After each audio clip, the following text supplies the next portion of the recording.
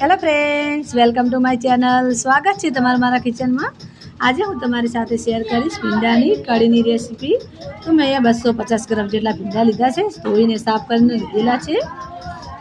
અમૂલ ગોલ્ડની છાશની થેલી લીધેલી છે, 500 ગ્રામની છે. લીલા મરચાં લીધા છે, થોડા કોથમીરના પાન લીધેલા છે.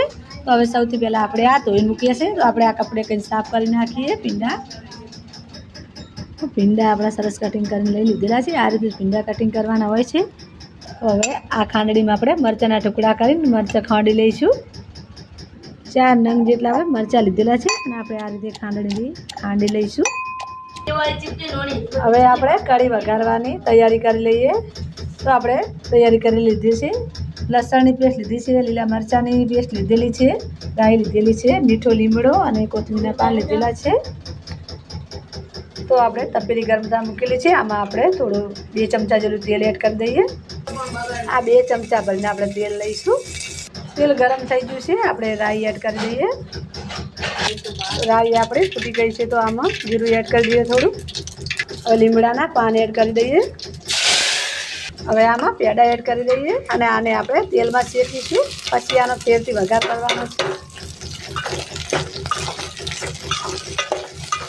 ભીંડા આપણા સરસ શેકાઈ ગયા છે તો આપણે એક ડીશમાં કાઢી લઈએ. પછી આના તપેલીમાં આપણે વઘાર કરી લઈશું. આ રીતે આપણે તેલમાંથી કાઢી લઈશું ભીંડા.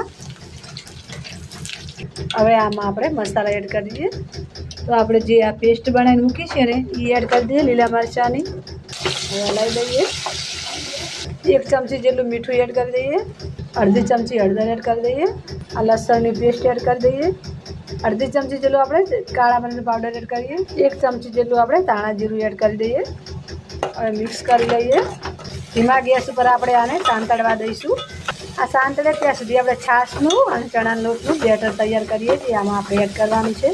હવે આપણે આ ભીંડા છે ને એ આમાં એડ કરી દઈએ. હવે મિક્સ કરી દઈએ. તો હવે આપણે બેટર તૈયાર કરી દઈએ. તો મેં આ 50 ગ્રામ જેટલો ચણાનો લોટ લીધેલો છે. જરૂર મુજબ આપણે ચણાનો લોટ યુઝ કરીશું. હાલ તો 2 ચમચી જેટલો એડ કરીશું. આની મદદથી આપણે સરસ હલાવી દઈશું. હવે આમાં આપણે છાશ એડ કરી દઈએ. હવે આપણે ધીમા ગેસ ઉપર આને ઉકળવા દઈશું. ઉપરથી કોથમીરના પાન એડ કરી દઈએ. કઢી છે સરસ જાડી જાડી તૈયાર થઈ જશે ફ્રેન્ડ્સ. તો હવે ગેસ બંધ કરી દઈએ. તો આપણે કઢીનો વઘાર ઉપરથી તૈયાર કરીએ. તો આપણે અડધો ચમચા જેટલું તેલ લીધેલું છે. થોડું જીરું એડ કરી દઈએ. મરચાં એડ કરી દઈએ. મીઠો લીમડો અડધી ચમચી જેટલું આપણે મરચું સૂકું લઈ લઈએ. તો હવે આમાં આપણે તડકો એડ કરી દઈએ.